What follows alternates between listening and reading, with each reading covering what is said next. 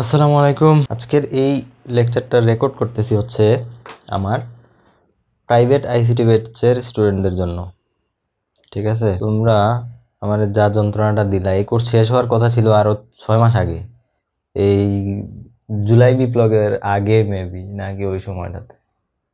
ইন্নালিল্লাহ, 6 মাস হয়ে গেছে, না তোমরা ক্লাসে আসো না কিছু। এখন তোমরা তো ক্লাসে আসো নাই, অনেক কিছু আমি ক্লাসে পড়াই ফেলছি, এখন সেইগুলো হচ্ছে আবার তো রিপিট করা সম্ভব না। বাট আমি তোমার হচ্ছে রোডম্যাপ দিয়ে দিব, কি কি পড়তে হবে, কোথা থেকে পড়তে হবে, মানে পুরো আইডিয়া দিয়ে দিব আর কি, বেসিকগুলো। ঠিক আছে, যারা আগের ক্লাস মিস করছো এটা দেখো শুরু থেকে। আমি তোমার পুরো চ্যাপ্টার সামারি করে তোমার সামনে তুলে ধরবো। তুমি হচ্ছে স্লাইডগুলো ফলো করবা। স্লাইডে আমি যেসব প্রশ্ন আমার যে কি বলে লেকচার নোট, যে সরি কি বলে এটারে, হ্যাঁ পিডিএফ ফাইল দিয়ে দিছি না লেকচার নোটের, ওখানে আমি কি কি পড়াইছি এটা খেয়াল করবা। আর ওই যে কি বলে 25 বেসের যে তোমাদের দুজন আপু আছে তাদের কাছ থেকে হচ্ছে নোটগুলো নিয়ে নিও। ঠিক আছে, নোট দেখবা যে আমি কোথায় কি পড়াচ্ছি। আচ্ছা, এখন সি প্রোগ্রামিং এর মধ্যে সি প্রোগ্রামিং এটা হচ্ছে ইউটিউবে দিয়ে দিব, ওখান থেকে যদি আরও 1-2 জন দেখলো ভালো। এখন সি প্রোগ্রামিং এর ভিতরে টোটাল মোটা দাগে 3টা জিনিস আছে। উপরে যে শুরুতে সি প্রোগ্রামিং কিভাবে আসছে, প্রোগ্রামিং ল্যাঙ্গুয়েজ কয় প্রকার, higher level, lower level, mid level, ওগুলা অ্যাসেম্বলি ল্যাঙ্গুয়েজ আর কি কি ল্যাঙ্গুয়েজ, ওগুলো হচ্ছে তোমরা একটু রিডিং করে নিবা। আমি যে পিডিএফ দিছি 1 নাম্বার পিডিএফ, ওইটা পুরোটা দেখে নিবা, তাইলেই হবে। ওগুলো হচ্ছে থিওরি আর কি, ওখান থেকে কিছু প্রশ্ন আসবে না। এখন সি প্রোগ্রামিং এর ভিতরে টোটাল 3টা জিনিস আছে, একটু খেয়াল করো এদিকে। টোটাল 3টা জিনিস আছে, একটা হচ্ছে অ্যালগরিদম, ফ্লোচার্ট, আর আরেকটা হচ্ছে গিয়ে তোমার প্রোগ্রামিং। অ্যালগরিদম, ফ্লোচার্ট, প্রোগ্রামিং, আরেকটা হচ্ছে সিউডো কোড বা সুডো কোড বলে এটাকে, সিউডো কোড। এটা হচ্ছে সিউডো মানে কি, নকল কোড, মানে এটা অরিজিনাল কোড না, কোড লেখার জন্য একটা নোট, এটা আমাদের লাগে না, এটা পরীক্ষায় না আসেও না, লাগেও না, কিছু লিখি না আমরা। ঠিক আছে, এটা আমাদের বইও নাই।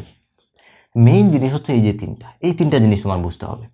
এখন সি প্রোগ্রামিং এর কাজ কি? সি প্রোগ্রামিং এর কাজ হচ্ছে প্রবলেম সলভ করা, সোজা হিসাব, টু দ্য পয়েন্টে কথা হইলো। সি প্রোগ্রামিং এর কাজ কি? প্রবলেম সলভ করা, গাণিতিক প্রবলেম সলভ করা, যেটা এই চ্যাপ্টারে আমরা পড়বো। এবং সি প্রোগ্রামিং ব্যবহার করে তুমি ম্যাথমেটিক্যাল প্রবলেম সলভ করতে পারবা। এখন মনে করো যে তোমার আশেপাশে এমন কোনো প্রবলেম আছে যেটারে ম্যাথমেটিক্সের মাধ্যমে রিপ্রেজেন্ট করা যায়, সেই প্রবলেমটাকে তুমি প্রোগ্রামিংয়ের মাধ্যমে করতে পারবা। বাট এমন প্রবলেম আছে যেটাকে ম্যাথের মাধ্যমে প্রকাশ করা যায় না, তার মানে ওইটাকে তুমি সি প্রোগ্রাম দিয়ে সলভ করতে পারবে না, সোজা কথা। তার মানে সি প্রোগ্রামিং কী করে? ম্যাথকে ইজি করে বা ম্যাথমেটিক্যাল প্রবলেম সলভ করে। সি প্রোগ্রামিংয়ের কাজ কি? ম্যাথ সলভ করা। সি প্রোগ্রামিংয়ের কাজ হচ্ছে ম্যাথমেটিক্যাল প্রবলেমগুলোকে সলভ করে দেওয়া। ওকে, এখন এটা ম্যাথমেটিক্যাল প্রবলেমগুলো আমরা এরে দিয়ে কেন সলভ করাবো? কারণ হচ্ছে এমন অনেক জিনিস যেগুলো ক্যালকুলেশন মানুষ যদি করতে থাকে, এমন না যে মানুষ পারবে না, মানুষ যদি করতে থাকে তাহলে অনেক সময় লাগে, অনেক লেট হয়, অনেক কষ্ট হয়। মানুষ পারে কিন্তু লেট হয়, সেই জিনিসটা সি প্রোগ্রামিং হচ্ছে তোমার 1 সেকেন্ড 2 সেকেন্ড করে দিয়ে দিতে পারে। ঠিক আছে, ওই কারণে হচ্ছে যেগুলা তারা করতে পারে সেগুলো মানুষ কেন করবে? মানুষ আরও ডিফারেন্ট প্রবলেম নিয়ে আলোচনা করবে, তাই না? তো ওইটা হচ্ছে আমাদের সি প্রোগ্রামিং এর কাজ, বড় বড় প্রবলেমকে ছোট করে সলভ করা। তো তার জন্য বড় প্রবলেমকে সলভ করার জন্য আগে আমাদের ছোট প্রবলেমগুলো কীভাবে ডিল করতে হয় সেটা শিখতে হবে। এখন এই সি প্রোগ্রামিং হচ্ছে তোমার ইউনিভার্সিটিতে তুমি যে ইনশাল্লাহ তোমরা তো অবশ্যই ইউনিভার্সিটিতে যাবা, কোনো না কোনো ইউনিভার্সিটিতে, যেখানেই যাও না কেন সায়েন্স রিলেটেড ডিপার্টমেন্টে থাকলে অবশ্যই তুমি এটা পাবা, এক্সেপ্ট বায়োলজি মেবি নাই, বাট হচ্ছে বিএমবি সাস্টে যেটা আছে বায়োকেমিস্ট্রি, মলিকুলার বায়োলজি, ওখানেও কিন্তু আছে এটা। আচ্ছা, এখন মেইন কথা দেখো, আমরা ম্যাথ সলভ করবো সি প্রোগ্রামিংয়ের মাধ্যমে। ম্যাথ কয়টা টাইপের ম্যাথ হয়? এখানে টোটাল 3টা টাইপের ম্যাথ হয়। এটা হচ্ছে লিনিয়ার প্রবলেমগুলো আমরা সলভ করব। 2 নাম্বার হচ্ছে কন্ডিশনাল প্রবলেমগুলো আমরা সলভ করব। এই যে তোমার আমি সিলেবাস দিয়ে দিতেছি, লিনিয়ার, কন্ডিশনাল, আর একটা হচ্ছে লুপিং স্ট্রাকচারগুলো আমরা সলভ করব, লুপিং। তাই টোটাল কয় প্রকার প্রবলেম আছে? 3 প্রকার। Linear algorithm, linear flowchart, linear programming. Conditional algorithm, conditional flowchart, conditional programming. Looping algorithm, looping flowchart, looping programming. তো আমরা প্রথমে যে একটা থেকে একটা স্টেপ বাই স্টেপ আসবো। প্রথমে আমরা অ্যালগরিদম শিখবো, অ্যালগরিদম থেকে ফ্লোচার্ট কীভাবে বানাইতে হয় সেটা শিখবো, ফ্লোচার্ট থেকে পরে আমরা যাবো কোথায়, সি প্রোগ্রামিং। অর্থাৎ একসাথে আমি তোমার তিনোটা হচ্ছে দেখাই দিব কীভাবে সলভ করতে হয়। তাহলে প্রথমে আমরা আসি 1 নম্বরে লিনিয়ারে, ঠিক আছে, লিনিয়ারে আসি। তাহলে লিনিয়ারের জন্য আমি একটা প্রবলেম নিতেছি, দেখো। তার আগে বলে দিই অ্যালগরিদম কি, কোনো একটা ম্যাথ সলভ করার জন্য যেসব পদ্ধতি না, মানে যেসব প্রসেস তুমি ইউজ করবা, প্রসেসের বাংলা তো মানে পদ্ধতি, যেসব ধাপ তুমি অবলম্বন করবা, যে সকল ধাপ, পর্যায়ক্রমিক ধাপ, কোনো একটা ম্যাথমেটিক্যাল প্রবলেম সলভ করার জন্য যে সকল পর্যায়ক্রমিক ধাপ অবলম্বন করা হয় তাদের সমষ্টিকেই বলা হয় অ্যালগরিদম। আমার নোটে হচ্ছে PDF এর মধ্যে সংজ্ঞা দেওয়া আছে, ওখান থেকে দেখে দিবা বা বইও সংজ্ঞা পাবা। এখন আমরা দেখি এখানে করতে গেলে আমরা কিন্তু সলভ করে ফেলবো, আসলে মানে ম্যাথ শুরু করলেই বুঝে যাবা। অ্যালগরিদম লিখবো আমরা, কিভাবে অ্যালগরিদম লিখবো? প্রথমে হচ্ছে দুইটা সংখ্যার, এটা কোন স্ট্রাকচারের ভিতরে আসি, 1 নম্বর স্ট্রাকচারে, ভালো কথা দেখা যাচ্ছে কিনা, হ্যাঁ দেখা যাচ্ছে আশা করি।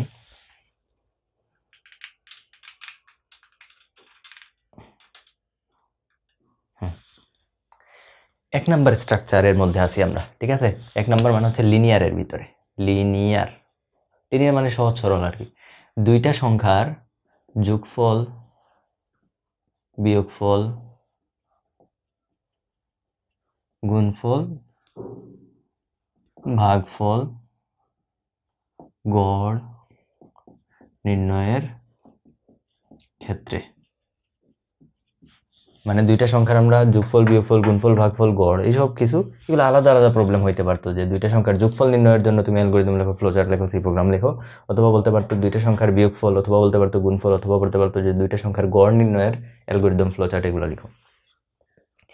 এখন কাহিনী হইল এটার জন্য আমরা অ্যালগরিদম লিখবো ফার্স্ট।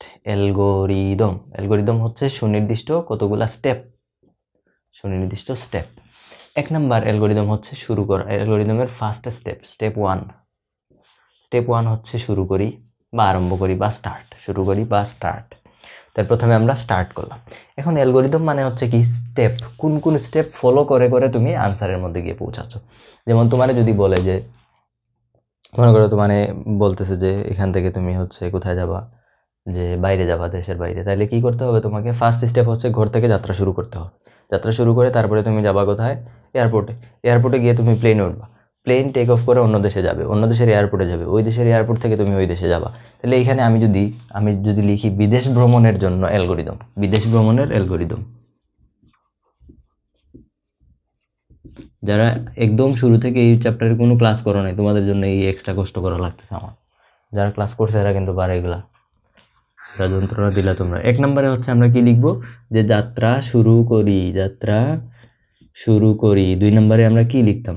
2 নম্বরে আমরা লিখতাম এয়ারপোর্টে পৌঁছাই। 3 নম্বরে আমরা কি লিখতাম? বিমানে উঠি। 4 নম্বরে আমরা কি লিখতাম? যে বিমান থেকে নামি, তাই না? বিমান থেকে নামি। 5 নম্বর স্টেপে আমরা কি বলবো? যে ওখান থেকে আমরা যেখানে যাইতে চাই গন্তব্যে, সেই গন্তব্যে পৌঁছাই। পৌঁছানোর পরে কি করতে হবে? পৌঁছানোর পরে কি তোমার স্টেপ শেষ না? তাহলে এখানে লিখে দিবা যে শেষ, কাজ শেষ, গন্তব্যে পৌঁছে গেছি, কাজ শেষ। তো এখানে বলতেছে আমাদের যোগফল, বিয়োগফল বা গুণফল বা ভাগফল নির্ণয়ের জন্য অ্যালগরিদম। তাহলে আমরা শুরু করলাম। 2 নম্বর স্টেপে কি করতে হবে? স্টেপ 2তে হচ্ছে আমি দুইটা সংখ্যাকে কি করব? ইনপুট হিসাবে, যে দুইটাকে আমি যোগ করব তাদেরকে রিসিভ করতে হবে না? যে দুইটা সংখ্যাকে আমি যোগ করতেছি তাদেরকে ইনপুট হিসাবে নিতে হবে। যেমন 2 আর 3, এই দুইটা সংখ্যাকে আমি যোগ করতে চাই, তাহলে আনসার আমাকে কত দিবে? 5। কিন্তু এখানে হচ্ছে একটু কাহিনী আছে। আমি এমন প্রোগ্রাম লিখতে চাই, যে প্রোগ্রাম কি করে, এমন প্রোগ্রাম আমি লিখতে চাই, একটু বড়ই খাই,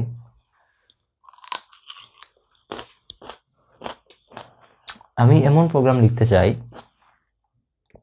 যে প্রোগ্রাম কি করবে, তোমার হচ্ছে খালি 2 আর 3কে যোগ করবে না, যে কোনো দুইটা সংখ্যা যদি তুমি তারে দাও তাহলে সে যোগ করে দিতে পারবে।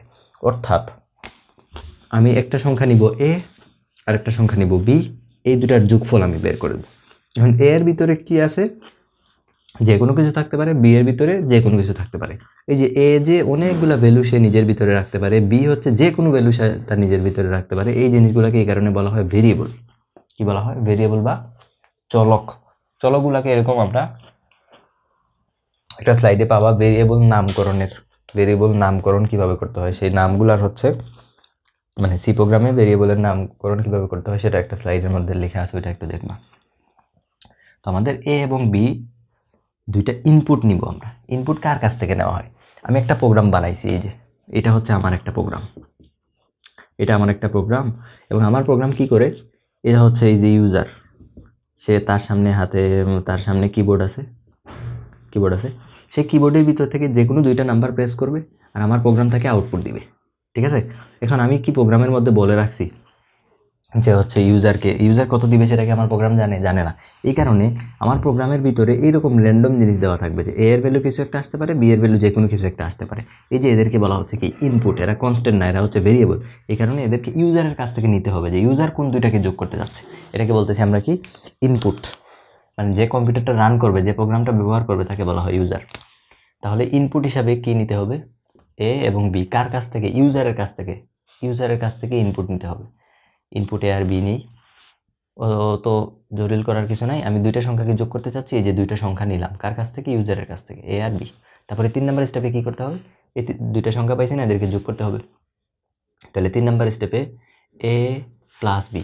এখন এ প্লাস বি যে যোগফল, সেটাকে রাখবো কোথায়? রাখার জন্য একটা জায়গা লাগবে না, সেটাকে আমরা বললাম C equal to A plus B নির্ণয় করি, মানে ক্যালকুলেট করলো আর কি, নির্ণয় করি বা করো। তাহলে এখন কিন্তু আমাদের আনসারটা কিসের ভিতরে আছে? এ প্লাস বি যেটা, সেটা কোথায় আছে? এখন সি এর ভিতরে আছে। তাহলে আমার কিন্তু কাজ এখন কোথায়? সিতে। তাহলে স্টেপ 4-এ গিয়ে আমি যে রেজাল্টটা পাইলাম সেটা তো আর কম্পিউটারের ভিতরে যদি থাকে তাইলে তো হবে না, আউটপুটটা দেখাইতে হবে ইউজারকে যে আপনার আনসার হচ্ছে এই যে এটা। তার মানে এই যে যোগফল, সেটাকে আমরা প্রিন্ট করে ফেলবো, আউটপুটে নিয়ে নিব। তাহলে আমরা লিখব যে সিকে আউটপুট হিসাবে প্রদর্শন করি, সিকে আউটপুট হিসাবে প্রদর্শন করি। তাহলে আউটপুট দেখানোর কাজ শেষ। এই যে ইনপুট নিয়েছিলাম, যোগ করলাম, আউটপুট দেখাই দিলাম, কাজ শেষ। আমরা কি করে দিব এখন? স্টেপ 5 হচ্ছে ফিনিশ বা এন্ড বা শেষ। বাংলায় তুমি লিখতে পারো শেষ, এন্ড লিখলেও হবে, বুঝছে? তাহলে এই যে স্টেপগুলো যে লিখলাম না, এটাই কিন্তু হয়ে গেছে আমাদের অ্যালগরিদম। স্টেপগুলো যে লিখলাম সেটাই হয়ে গেছে কি অ্যালগরিদম। এখন তাহলে কোনো একটা প্রবলেম সলভ করার জন্য আমরা যেসব স্টেপ ফলো করি সেই স্টেপগুলোকে কি বলা হয়? অ্যালগরিদম। আচ্ছা, এখন কাহিনী হচ্ছে এই যে সিকে আউটপুট হিসাবে প্রদর্শনের কাজ করে হচ্ছে প্রিন্ট করা, মানে আউটপুট করে দেখানো। প্রিন্ট করা মানে কি? আউটপুট করে দেখানো। এই কারণে এটাকে অনেক সময় এইভাবেও লেখা যাবে যে সি প্রিন্ট করি, একই জিনিস। ইনপুট নিয়েছি এ বি, আর যোগফলটা কি করছি আমরা? প্রিন্ট করছি। প্রিন্ট করা মানে আউটপুট দেখানো, এটা লিখলেও হবে, ঠিক আছে? ইনফ্যাক্ট এটা লেখা ভালো, সি প্রিন্ট করি, কারণ এটা আমরা সরাসরি প্রোগ্রামিংয়ের ক্ষেত্রে কাজে লাগে এটা। ওকে, তাহলে অ্যালগরিদম বোঝা গেছে না, স্ট্রাকচারটা বোঝা গেছে না। এখন আসো ফ্লো চার্ট আমরা একটু মনে করার চেষ্টা করি। যারা আগে পড়ছো তোমরাও একটু দেখো, ফ্লো চার্টগুলো মনে করার চেষ্টা করো। ফ্লো চার্ট মানে কি? অ্যালগরিদমকে চিত্রের মাধ্যমে প্রকাশ করা, বিভিন্ন জ্যামিতিক চিত্রের মাধ্যমে অ্যালগরিদমকে প্রকাশ করাকে বলা হয় ফ্লো চার্ট, ঠিক আছে?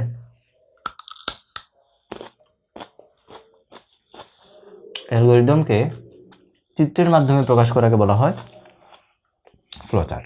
এখন ফ্লো চার্ট লেখার কিছু নিয়ম আছে। যারা প্রোগ্রামার, মনে করো যে যারা সর্বপ্রথম প্রোগ্রামিং শুরু করছে, তারা এইটা ডিসিশন নিছে আর কি, যে কোন সিম্বল দিয়ে কোনটা প্রকাশ করা হবে। আমি একটু বলে দিই, এদিকে একটু খেয়াল করো। এই যে হাঁসের ডিমের মতো যে জিনিস, এটা দিয়ে বোঝায় শুরু বা শেষ। এটা দিয়ে কি বোঝায়? শুরু বা শেষ। আর এই যে কোনাকুনি সামান্তরিক, তাই না? এটা হচ্ছে সামান্তরিক। সামান্তরিক দিয়ে কি বোঝায়? Input output. সামান্তরিক দিয়ে কি বোঝায়? ইনপুট এবং আউটপুট। শুরু শেষ বোঝায় এই যে ডিম দিয়া, ইনপুট আউটপুট বোঝায় এই যে সামান্তরিক দিয়া। এবং যদি কোনো প্রসেস করতে চাই, কোনো ক্যালকুলেশন করতে চাই, কোনো সূত্র লিখতে চাই আমরা, তাহলে এই যে এরকম আয়তক্ষেত্র। তাহলে আয়তক্ষেত্র কিসের জন্য? সূত্রের জন্য বা ক্যালকুলেশনের জন্য, ঠিক আছে? এইগুলো জানলেই হবে। আর একটা জিনিস হচ্ছে কানেক্টর, এটাকে বলে কানেক্টর। এটা কীরকম কাজ করে? অনেকগুলা লাইন যদি এসে একটা পয়েন্টে মিলিত হয়, তাহলে এই যে এরকম কাজ করে, অনেকগুলা লাইন সংযুক্ত করার জন্য,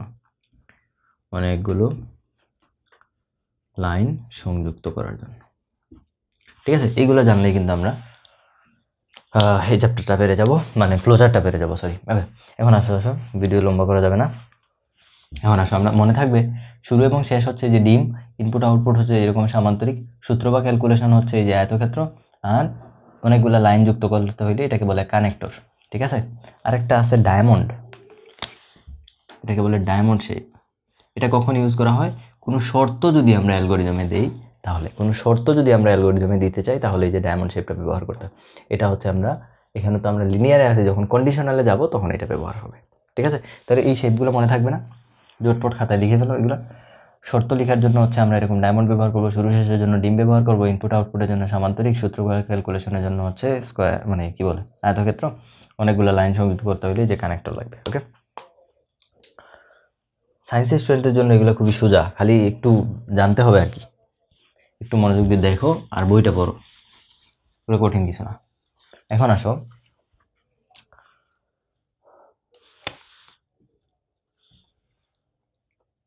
ফ্লো চার্টে আসো। এই অ্যালগোরিদমটাকে জাস্ট কপি করব, আমরা অ্যালগোরিদমটাকে এখানে কপি করব। তাহলে স্টেপ 1 কি আছে? শুরু, শুরু শেষের জন্য কি দিতে হয়? ডিম দিতে হয়। ডিমের ভিতরে লিখবো স্টার্ট, যে দিলাম ডিম। তারপরে ইনপুট নিতে হয়, এ আর বি কে ইনপুট নিব। ইনপুট নেওয়ার জন্য কি করতে হয়? ইনপুট নেওয়ার জন্য সামান্তরিক নিতে হয় না? এই যে নিলাম সামান্তরিক, এখানে লিখলাম ইনপুট এ বি। তাহলে ইনপুট এ বি নেই লিখতে পারি, বা টেক ইনপুট এ বি বা রিড এ বি, একই জিনিস। তাহলে ইনপুট নেওয়া হলো। ইনপুট নেওয়ার পরে 3 নম্বর স্টেপ কি? C equal to A plus B. এটা কি ক্যালকুলেশন করতে হবে না? ক্যালকুলেশনের জন্য কীরকম লাগে? আয়তক্ষেত্র, আয়তক্ষেত্র সি ইকুয়াল টু বুঝে C equal to A plus B. তারপরে বলছে সি কে আউটপুট হিসাবে প্রদর্শন, আউটপুটের জন্য আবার কীরকম? সামান্তরিক, এই যে নাও আউটপুট বুঝছে, আউটপুট সি প্রদর্শন। তারপরে বলছে শেষ করে দিতে হবে এন্ড, এন্ডের জন্য আরেকটা ডিম লাগবে, এন্ডের জন্য আরেকটা ডিম লাগবে, শেষ। এটা কিন্তু বৃত্ত দিও না আবার, ডিম। তাহলে এই হয়ে গেছে আমাদের ফ্লো চার্ট, ক্লিয়ার? তাহলে এই হয়ে গেল অ্যালগোরিদম, এই হয়ে গেল ফ্লো চার্ট। এখন যদি এই শেষ, এখন যদি তোমারে বলতো যে গড় নির্ণয়ের জন্য তুমি হচ্ছে প্রোগ্রাম লিখো, দুইটা সংখ্যার গড় নির্ণয়ের জন্য, তাহলে তুমি ইনপুট হিসাবে এ বি নিতা। গড় কীভাবে ক্যালকুলেশন করতে হয় সেটা করো। গড় কীভাবে ক্যালকুলেশন করতে হয়? গড় কীভাবে ক্যালকুলেশন করতে হয়? সি ইকুয়াল টু, যোগ করে 2 দিয়ে ভাগ, তাই না? এই যে যোগ করে 2 দিয়ে ভাগ নির্ণয় করি, যোগ করে 2 দিয়ে ভাগ নির্ণয় করি, তখন এখানে কি লিখতাম? A plus B by 2, A plus B by 2। ঠিক আছে, এখানে এরকম বাই দিলেও হবে, আবার নিচে বাই দিলেও হবে, কিন্তু সি প্রোগ্রামিংয়ের ক্ষেত্রে ভাগ লেখা যায় না, এরকম বাই দিতে হবে। বাট এখানে এবং এখানে এরকম ভাগ বা এরকম ভাগ দিলে কোনো সমস্যা নাই। হয়েছে অ্যালগোরিদম? বুঝে গেছে কিনা? তাহলে যোগফল, বিয়োগফল, গুণফল, গড় এগুলা নির্ণয় করা যাবে, পারা যাবে। যদি আমাকে বলতো যে 2টা সংখ্যা না দিয়ে যদি বলতো যে 3টা সংখ্যার গড় নির্ণয় করো, তাহলে আমি কি করতাম? এ বি সি ইনপুট নিতাম, এ বি সি ইনপুট নিতাম 3টা সংখ্যা, তারপর লিখতাম A B plus C divided by 2, এখানে আনসারে লিখতাম ডি, এখানে তখন লিখতাম ডি প্রিন্ট করো, এখানে লিখতাম ডি, এখানে লিখতাম প্লাস সি বাই 2, তাই না? আউটপুটে লিখতাম ডি প্রদর্শন করো বা প্রিন্ট করো। হয়েছে? তাহলে বলো তো এই লিনিয়ারের কাহিনী বুঝছো কিনা? যে কোনো রকমের লিনিয়ার যদি আসে পারবা কিনা? এটা পারার কথা। এরপরে আসো, এরপরে কি আসবা, কোথায় আসবা? লিনিয়ারের পরে সেকেন্ড স্ট্রাকচারে আসি আমরা। সেকেন্ড স্ট্রাকচারে আসি। সেকেন্ড স্ট্রাকচারটা কি? সেকেন্ড স্ট্রাকচারটা হচ্ছে আমাদের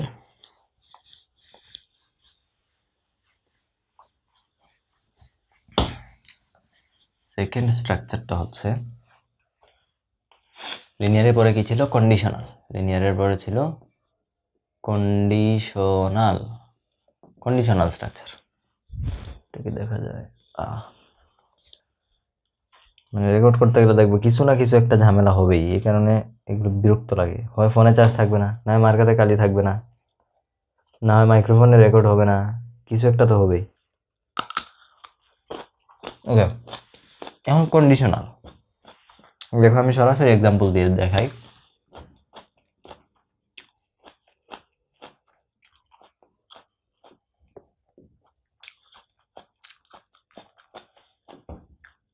যথেষ্ট সুন্দর করে লিখতেছি, দেখে না বুঝলে আমার কিছু করার নাই। দুটি সংখ্যার মধ্যে বৃহস্পতিরা বৃহত্তম সংখ্যা নির্ণয়ের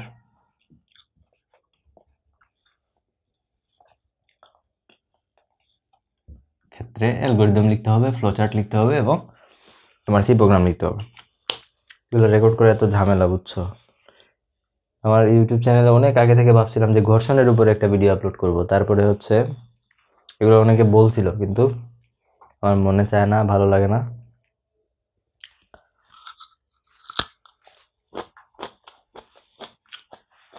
একটা ভাবছিলাম হচ্ছে কিসের ডিফারেন্সিয়েশন কিভাবে কাজ করে সেটার উপরে একটা ভিডিও দিব। দুটি সংখ্যার মধ্যে বৃহত্তম সংখ্যা নির্ণয়ের ক্ষেত্রে দুটি সংখ্যার মধ্যে বড় সংখ্যা নির্ণয় করতে হবে, তার জন্য অ্যালগরিদম।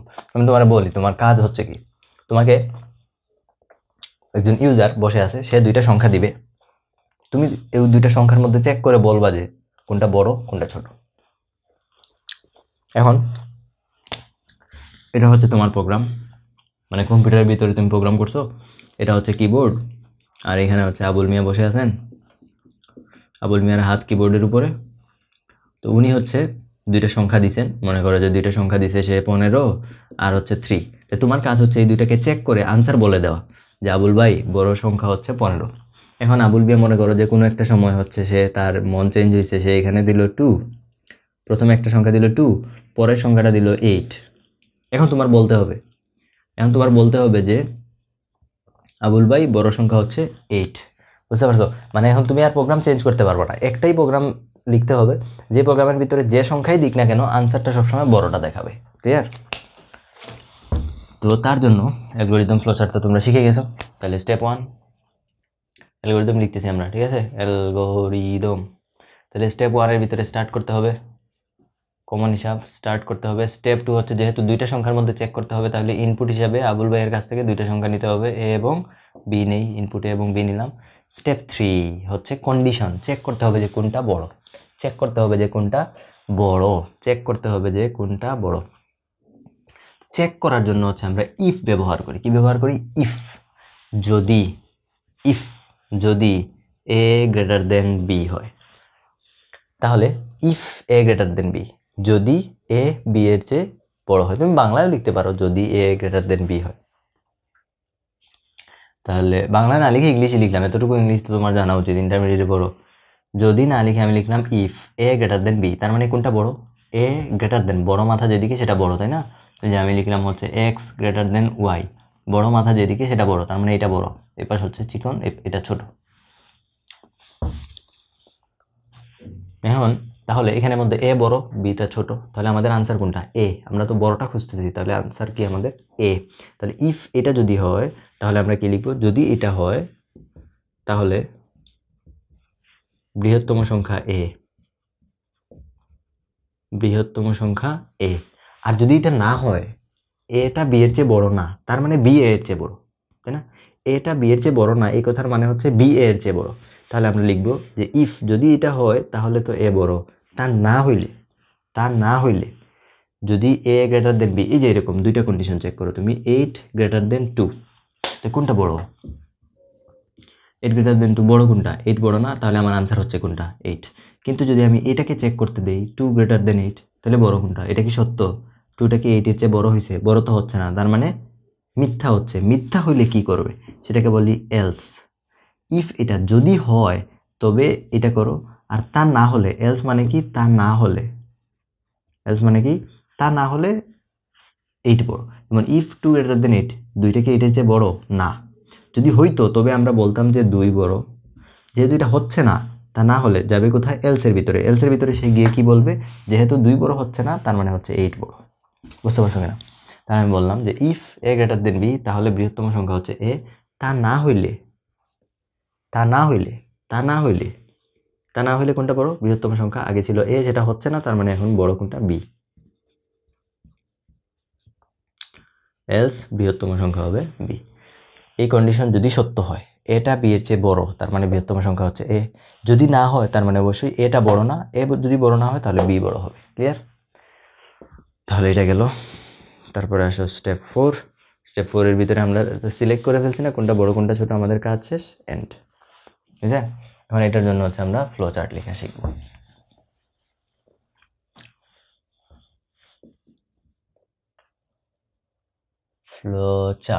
ফ্লো চার্টের জন্য প্রথমে স্টেপ বাই স্টেপ, প্রথমে স্টার্ট করতে হবে, করলাম স্টার্ট। তারপরে ইনপুট এ আর বি নিতে হবে, ইনপুট এ আর বি নিলাম, এই যে দেখো input A B, input A B নিলাম, ইনপুটের জন্য সামান্তরিক নিতে হয় না, এই যে নিলাম সামান্তরিক। তারপরে if A greater than B, এটা কি কন্ডিশন না? এটা কি কন্ডিশন? কন্ডিশনের জন্য মনে আছে ডায়মন্ড, কন্ডিশনের জন্য কি নিতে হয়? ডায়মন্ড। এ গ্রেটার দেন বি, কন্ডিশনের ভিতরে আমরা কি লিখবো? যে এ গ্রেটার দেন বি কি না, এ গ্রেটার দেন বি কি না। এভাবে লিখতে পারি যে if A greater than B, যদি এ বি এর চেয়ে বড় হয়। তাহলে যদি হয় তাহলে কি করতে হবে? এটা বৃহত্তম সংখ্যা হবে, এই যে এই ব্রাঞ্চ দিয়ে একটা আসলাম।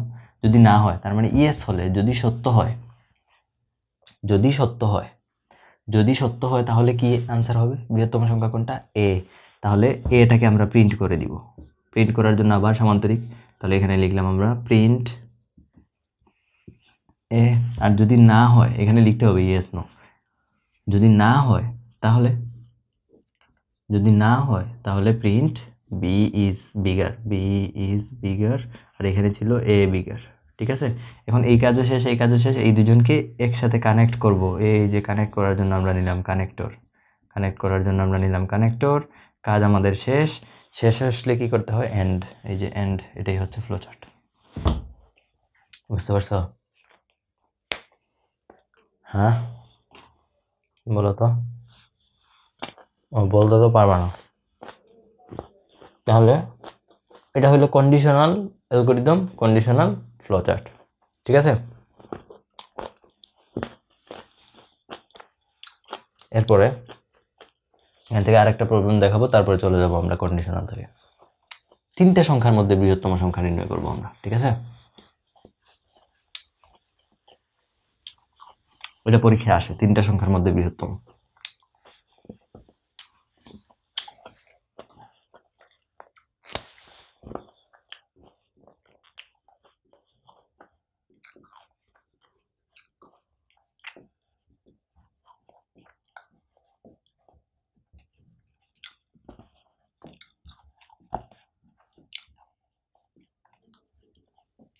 অ্যালগরিদম আর ফ্লো চার্ট, তিনটা সংখ্যার ক্ষেত্রে বৃহত্তম সংখ্যা নির্ণয় করবো। তো ফার্স্টে আমরা অ্যালগরিদম করি। স্টেপ 1-এ হচ্ছে স্টার্ট করতে হবে, স্টেপ নাম্বার লিখতে হবে পাশে দিয়ে। বুঝতে পারছো?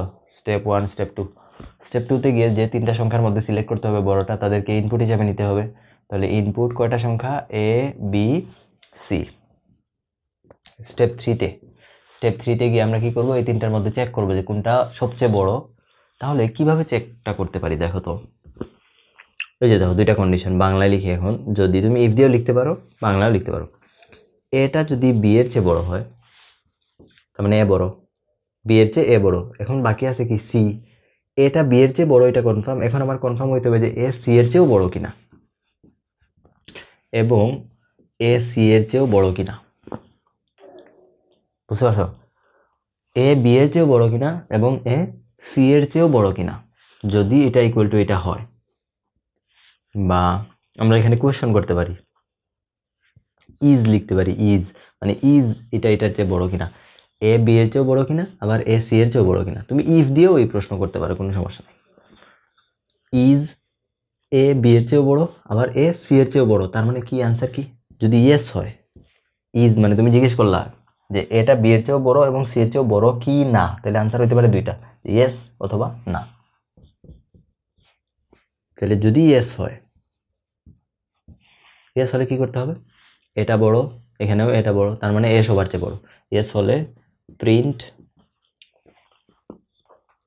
এ, ইয়েস হলে প্রিন্ট এ। আর না হইলে, না হইলে কি হবে? না হইলে কি তুমি বলতে পারবা যে বি বড় বা সি বড়? এটা তো বলা যাচ্ছে না, তাদের মধ্যে আবার চেক করতে হবে। না হলে আবার চেক করতে হবে। তাহলে এখানে লিখতেছি দেখো, নো যদি হয় তাহলে নেক্সট স্টেপে চলে যাবে, নেক্সট স্টেপে চলে যাবে। এই যে এখানে নেক্সট স্টেপে চলে যাচ্ছি আমরা।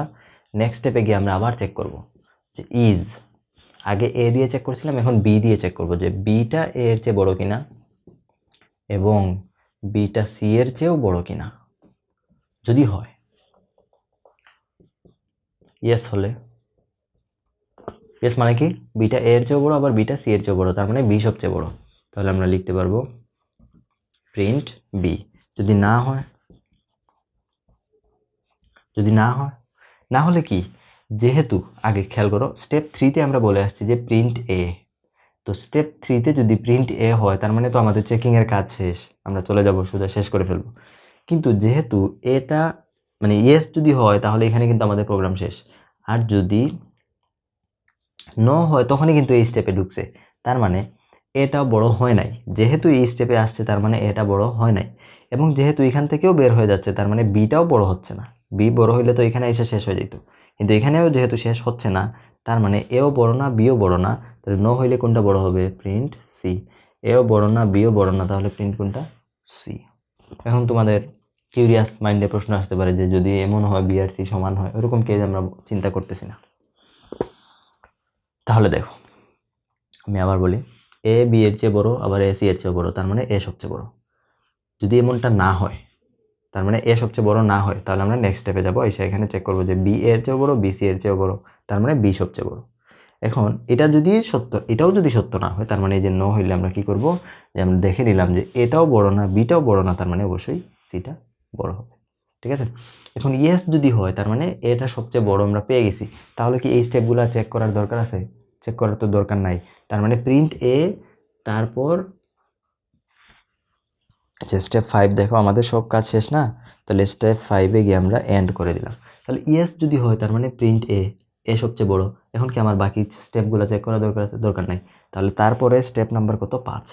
তারপর স্টেপ 5, তারপরে এখানে দেখো ইয়েস যদি হয় তাহলে প্রিন্ট বি, প্রিন্ট বি তার মানে বড়টা সবচেয়ে বড়, তাই না?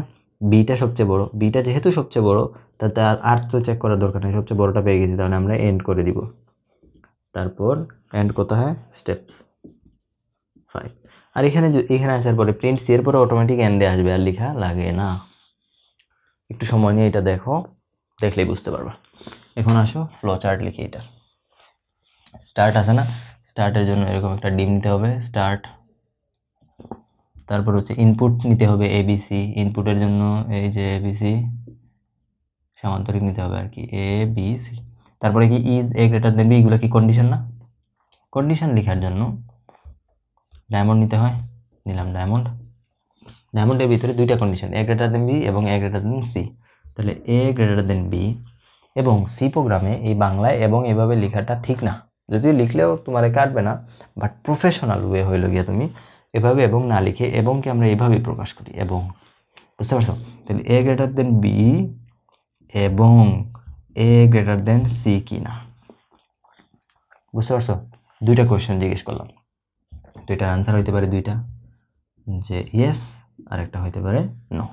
তো ইয়েস যদি হয় তাহলে আমরা কি প্রিন্ট করব? প্রিন্ট এ, তারপরে শেষ করে ফেলবো। স্টেপ 5 মানে কি? শেষ। তাহলে আগে প্রিন্ট এ করি, আউটপুট দেখানোর জন্য বা প্রিন্ট ফাংশনের জন্য আমরা সামান্তরিক ব্যবহার করি। তাহলে এখানে লিখলাম প্রিন্ট এ, তার মানে এটা সর্বোচ্চ। যদি না হয় তার মানে এ যদি সর্বোচ্চ না হয়, না হইলে নেক্সট স্টেপ কোনটা? এই যে আবার চেক, আবার চেকের জন্য আরেকটা ডায়মন্ড নিতে হবে। এই যে আবার চেকের জন্য আরেকটা ডায়মন্ড নিলাম। এই ডায়মন্ডের ভিতরে কি চেক করতে হবে? বি গ্রেটার দেন এ এবং বি গ্রেটার দেন সি কিনা। তাহলে বি গ্রেটার দেন এ এবং বি গ্রেটার দেন সি কি না। তো এটার আনসারও তো দুইটা হইতে পারে, ইয়েস হইতে পারে আবার নো হইতে পারে। যদি হয় ইয়েস হয়, ইয়েস হইলে কি? প্রিন্ট বি, তার মানে বি সবচেয়ে বড়, বিটা এর চেয়ে বড়, বিটা সি এর চেয়ে বড়। যদি হয় তাহলে আমরা প্রিন্ট করে ফেলবো প্রিন্ট বি। আর যদি না হয় তাহলে এটাও বড় না বিটাও বড় না, তার মানে অবশ্যই কে বড় হবে? সি বড় হবে, প্রিন্ট সি। এখন আমরা আনসারে চলে আসছি, এখান থেকে আমরা একটা কানেক্টরে যাব। এই যে একটা কানেক্টর থেকে চলে যাব কোথায়? এন্ডে। এই যে দেখো চলে আসলাম কোথায়? এন্ডে দেখা যাচ্ছে। তাহলে এই হচ্ছে কাহিনী। বুঝতে পারছো কিনা বলো? ঠিক আছে, ক্লিয়ার? বুঝে গেছে তাহলে কন্ডিশনাল। এখন তাহলে লিনিয়ার শেষ হইলো এবং কন্ডিশনাল শেষ হইলো। আচ্ছা, এখন লিনিয়ার শেষ হইলো, কন্ডিশনাল শেষ হইলো। এখন আমরা যে কাজ করব, আচ্ছা এখানে আমি কিছু প্রবলেম দিয়ে দিছি তোমাদের, ওই পিডিএফটা দেখবা যে লিপিয়ার কিভাবে নির্ণয় করতে হয়। তিনটা সংখ্যার মধ্যে বৃহত্তম সংখ্যা, ক্ষুদ্রতম সংখ্যা, এবং তোমরা একটা কাজ নিজে নিজে করবা, সেটা হচ্ছে তিনটা সংখ্যার মধ্যে মাঝারি সংখ্যা নির্ণয়, যেটা মিডিলে আছে। মিডিল বলতে কি বোঝাচ্ছে? মনে করো যে 6, 8, 15, এই তিনটার মধ্যে সবচেয়ে ছোট কোনটা? 6, সবচেয়ে বড় কোনটা? 15, মিডিলে আছে কোনটা? 8। তাহলে এই যে মাঝারি সংখ্যা নির্ণয়ের জন্য প্রোগ্রাম নিজেরা করে আমাকে দেখাবো হোয়াটসঅ্যাপ গ্রুপে। এখন এরপরে আসো, এরপরে কোথায় আসবা? হ্যাঁ, তাহলে কন্ডিশনাল গেল আর হচ্ছে লিনিয়ার গেল। এখন আমরা অ্যালগরিদম শিখে গেছি, ফ্লোচার্ট শিখে গেছি, একটু সি প্রোগ্রামিং শিখবো, তারপরে চলে যাব কোথায়? লুপিংয়ে। সি প্রোগ্রামিং কীভাবে করতে হয় এটার একটু ধারণা দেই। সি প্রোগ্রামিং কীভাবে লিখতে হয়, ঠিক আছে? খুব মজার জিনিস, খুব মজার জিনিস। মানুষে হচ্ছে কঠিন মনে করে এটা বাদ দিয়ে দেয় অনেকে। এর যে বোকা মানুষ দুনিয়াতে নাই যারা সি প্রোগ্রামিং বাদ দিয়ে দেয়। এদের হচ্ছে কচু গাছে ফার্স্ট লেগে মরে যাওয়া উচিত, যারা সি প্রোগ্রামিং ভয় পায় বাদ দিয়ে দেয়।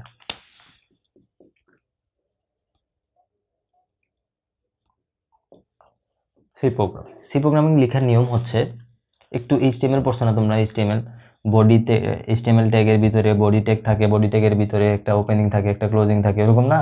হাবি জাবি সব কিছু সেম। সি প্রোগ্রামিং লেখার আগে একদম শুরুতে লিখতে হয় এরকম একটা লাইব্রেরি ফাংশন। এতটুকু একটু মুখস্থ করো আপাতত। ইনক্লুড, একটা হ্যাশট্যাগ দিতে হয়, ইনক্লুড ডট এইচ, এটা দিয়ে বোঝাচ্ছে standard input output. Standard input output dot H মানে হেডার ফাইল। ডট এইচ মানে হেডার ফাইল, যেমন ডট এইচটিএমএল থাকলে এইচটিএমএল ফাইল বোঝাইতো, এরকম ডট এইচ মানে হেডার ফাইল। তাহলে এরকম একটা ফাংশন থাকে। তারপরে হচ্ছে ইন্ট মেইন, এতটুকু মুখস্থ করো তুমি। সেকেন্ড ব্র্যাকেটের শুরু, এই যে সেকেন্ড ব্র্যাকেটের শেষ। সেকেন্ড ব্র্যাকেট শেষ করার আগে হচ্ছে এই জায়গায় রিটার্ন 0 লিখতে হবে। রিটার্ন 0 লেখার পর একটা সেমিকলন দিবা। এই যে সেকেন্ড ব্র্যাকেট তুমি এখানেও ক্লোজ করতে পারো, এখানেও ক্লোজ করতে পারো। এতটুকু হচ্ছে একটা সি প্রোগ্রামিং এর বডি। এতটুকু মাস্ট থাকতে হবে একটা প্রোগ্রামিং এর বডির ভিতরে, এতটুকু তুমি মুখস্থ করে ফেলবা। এখানে ইন্ট থাকতে পারে অথবা ভয়েড থাকতে পারে, ভয়েড VOID, ভয়েড থাকতে পারে। এখন আমি একটা একটা করে আসি। দেখো প্রথমে এই যে লাইনটা কি? এই লাইন হচ্ছে হেডার ফাইল বা লাইব্রেরি ফাইল। হেডার ফাইল, এটাকে কি বলা হয়? লাইব্রেরি ফাইলও বলা হয়, বা লাইব্রেরি ফাংশন বলা হয়। লাইব্রেরি ফাংশন ইনক্লুড মানে অ্যাড করা, standard input output, library function. Library function বলতে কি বোঝায়? আমরা এই প্রোগ্রামের ভিতরে অনেক কিছু এক্সট্রা মানে কমান্ড ইউজ করব। যেমন আমাকে এটা প্রিন্ট করে দাও, আমাকে এটা যোগ করে দাও, আমাকে এটা বিয়োগ করে দাও, আমাকে এটা ভাগ করে দাও। এই যে জিনিসগুলো আমরা কম্পিউটারকে কমান্ড করলাম, এই কমান্ডটা কম্পিউটার বুঝতে পারবে না। আমি যখন কম্পিউটারের ভিতরে লিখবো যে প্রিন্ট করো, আমি কম্পিউটারকে যখন বললাম যে প্রিন্ট করো, সে কিন্তু এই প্রিন্ট শব্দটারে জাস্ট শব্দ হিসাবে নিবে, কমান্ড হিসাবে নিবে না, আনলেস তারে আমি পরিচয় করাই দিতেছি যে এই প্রিন্টটা কোথায় আছে, আমি রেফারেন্স দিয়ে দিতেছি। মানে আমি তারে একটা লাইব্রেরির কথা বলে দিলাম যে এই লাইব্রেরিতে যাও, গিয়ে খুঁজে দেখো যে প্রিন্ট দিয়া কি বোঝায়। তখন সে ওখানে যাবে দৌড়ে, গিয়া দেখবে যে সবগুলা পেজ উল্টাবে। মনে হয় মানুষ যদি চিন্তা করো একটা লাইব্রেরি আছে, লাইব্রেরির ভিতরে আমি একটা বইয়ের রেফারেন্স দিয়ে দিলাম যে অমুক বইয়ের অত নাম্বার পেজে যাও, বা অমুক লাইব্রেরিতে যাও, অমুক বইয়ে যাও, গেলে তুমি দেখতে পাবা যে এই জিনিসটা কি। যেমন আমি বললাম যে থার্মোডাইনামিক্স, একটা ওয়ার্ড ব্যবহার করলাম, আমি কম্পিউটারকে বললাম যে থার্মোডাইনামিক্স ওয়ার্ডটা আমি ব্যবহার করছি। এখন সে তো বুঝতেছে না থার্মোডাইনামিক্স কি, আমি তার রেফারেন্সে দিয়ে দিলাম যে অমুক লাইব্রেরিতে আছে, গিয়ে খুঁজে দেখে আসো থার্মোডাইনামিক্স কি, শিখে আসো, তারপরে আইসা ইউজ করো, ওরকম আর কি।